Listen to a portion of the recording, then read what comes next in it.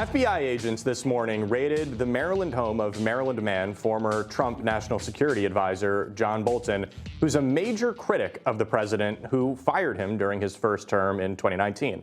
FBI Director Kash Patel ordered the raid as part of an investigation, in part involving classified documents that agents believe may still be in Bolton's possession. You're not allowed to do that.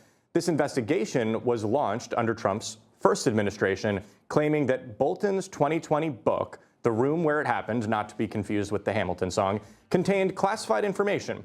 A federal judge at the time allowed the book to be published, saying that the classified material had already been published in leaks of the book, and that the publication itself would not reveal any new information that would harm national security. This probe was then shut down by the Biden administration for some potentially political reasons. Federal agents today also went to Bolton's actual office, but did not enter until a judge signed a warrant later in the morning.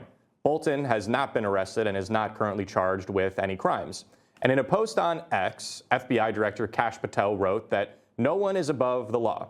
FBI agents on a mission.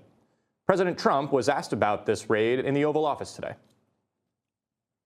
I purposely don't want to really get involved in it. I'm not a fan of John Bolton. I thought he was a sleazebag, actually. And he's suffers major Trump derangement syndrome, but so do a lot of people, and they're not being affected by anything we do. I don't know anything about it. I just saw that. I'll find out about it. But if you believe the news, which I do, I guess his house was raided today, but my house was raided also, called Mar-a-Lago. So I know the feeling. It's not a good feeling. Alex, you wrote perhaps the book on lawfare. And do you think that this raid on John Bolton's home and office is lawfare? Is it a response to lawfare? Is it using lawfare to destroy lawfare? How does lawfare fit into all of this? Well, I think lawfare is the new norm in Washington. We're going to see it from one party to the other. It's just going to keep going back and forth. I have a lot to say about this. I think it's very interesting. I went back and looked at some of the reporting from the 2020 lawsuit over this book. It was kind of like painted that it was a win for John Bolton that he got to release the book.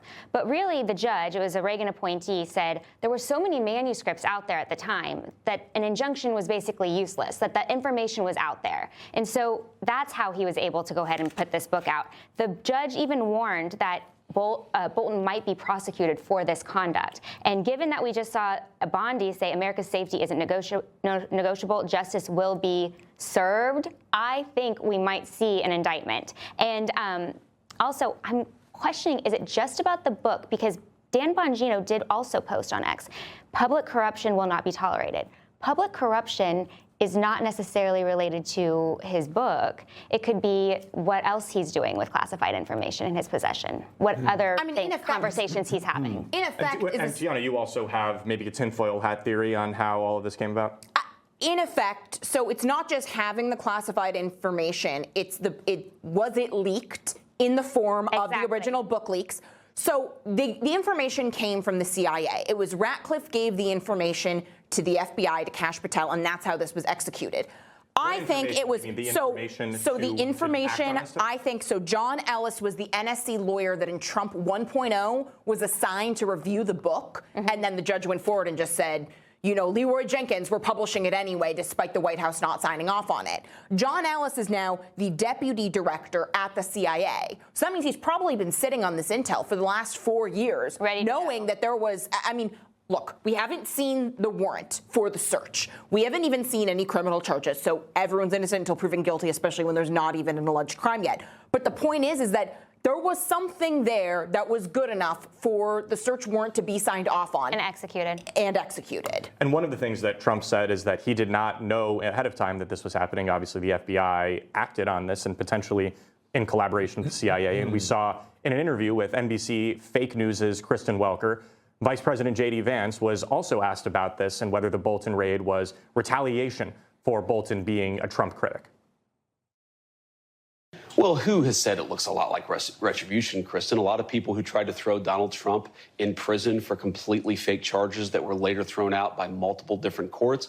I suspect that if the media and the American people let this case actually unfold, if they let the investigation unfold as it's currently doing, they're going to find out that what we're doing is being very deliberate and being very driven by the national interest and by the law here, and that's as it should be. John Bolton, Mike Waltz, it sometimes is bad for Trump's national security advisors. And J.D. Vance, the vice president, declined to comment on the specifics of this investigation. And he added that even if they disagree with us politically, maybe especially if they disagree with us politically, you shouldn't throw people willy-nilly in prison.